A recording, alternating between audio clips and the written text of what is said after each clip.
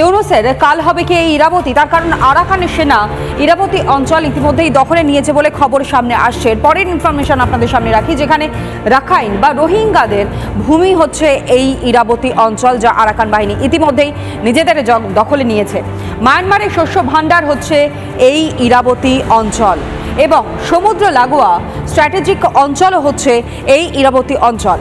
পাশাপাশি ধানের জন্য অত্যন্ত উর্বর ভূমি হচ্ছে এই ইরাবতী অঞ্চল এবং যেই অঞ্চলের দখল ইতিমধ্যে আরাকান আর্মি তারা নিয়েছে, যে কারণের জন্য চিন্তায় পড়েছে এই মুহূর্তে মোহাম্মদ ইউনূস প্রশাসন। মাটির নিচে যেমন খনিজ রয়েছে তেমনই পাওয়া যায় এখানে তেলও। বড় যুদ্ধের প্রস্তুতি নিচ্ছে আরাকান বাহিনী, তারাকে আরও শক্তিশালী হচ্ছে। এবং আপনাদের জানেন যে নতুন দেশের একটা সম্ভাবনাও কি উঠে আসছে।